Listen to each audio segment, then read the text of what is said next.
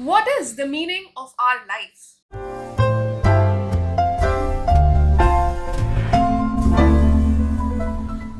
Hello, friends, how are you doing? I hope you're having a great week. Has this question ever occurred to you that what is the meaning of your life? Why are you born as a human being with intelligence and resources? How do people survive and thrive in the face of adversity? And why are some people always happy and content, whereas others are always unhappy? Today we are going to discuss about all these questions along with a conversation about the life, the inspiring life of Dr. Viktor Frankl. So today's video has been derived out of this book, which is A Man's Search for Meaning by Dr. Viktor Frankl.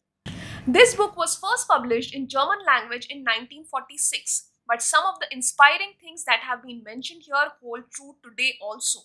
Dr. Frankl is the founder of logotherapy and has won many accolades over the years. Spoiler alert, I will be telling about a lot of incidents from this book, but definitely reading this book will give you a different kind of high. This book talks about the life of Dr. Viktor Frankl at Auschwitz, the famous Nazi concentration camp. The word concentration camp brings up loads of horrifying images such as gas chambers, emaciated people, hunger, disease, and death. So now you would be thinking that this is a very negative kind of book with all the depressive stories.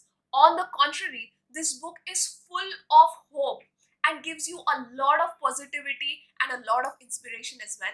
Dr. Frankl was a trained and practicing psychiatrist when he was caught by German authorities and sent on an overpacked train to Auschwitz.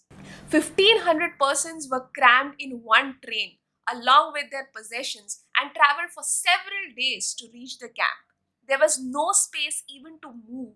By the time they reached Auschwitz, a lot of them were tired and starved. But when they saw the name of the station, most of them lost hope. Around 90% of the people on the train were sent to the gas chambers and killed. Only 10% of the people who were of workable age and looked healthy were sent to the disinfecting camp. When they came out of the disinfecting chamber, they found out that they had nothing except their bodies, which could be linked to their former lives. And when this realization hit them, most of them were not overcome by dread. Most of them had only one feeling, that of curiosity. They were curious about the camp life. New prisoners had to clean the washroom, and if their face showed any hint of disgust, they were beaten very badly by the guards. 9 people had only 2 blankets with them, so they had to sleep very close up with each other.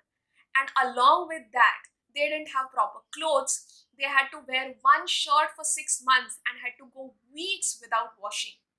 They got food only 2 times in a day, that too one small piece of bread and a very watery soup.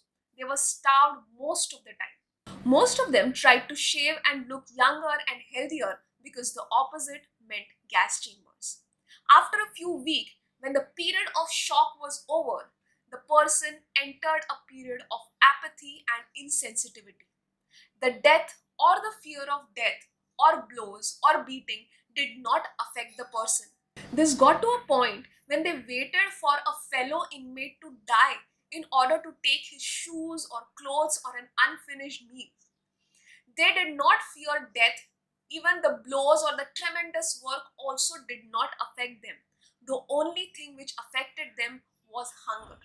They were so malnourished and emaciated that most of their conversations were about food. And because of this malnourishment, most of them got afflicted by diseases such as typhus or tuberculosis. In their previous lives, they were somebody. Now, they were reduced to nobodies. They had no name, no profession, nothing. Only a prisoner number, whether that person was alive or dead.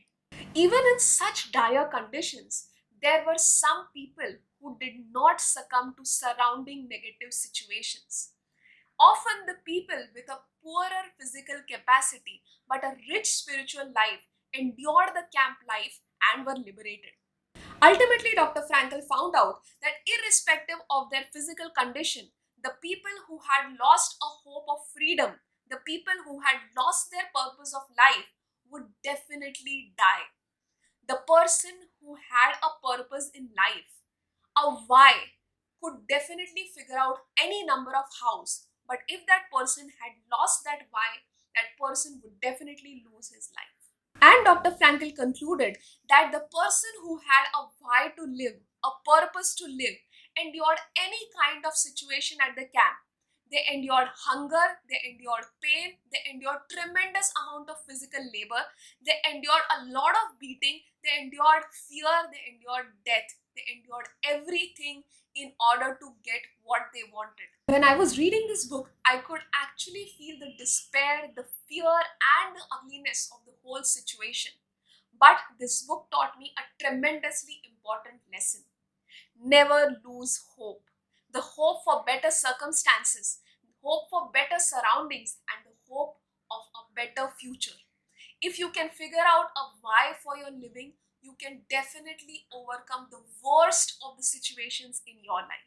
This book talks about logotherapy, psychoanalysis, and a lot of other theories of psychology, but it's a very engaging and a very enriching read. So, would you like to read this book? Did you like today's video? So, if you like today's video, please hit the like button, share my video on different social media platforms, and subscribe to my channel.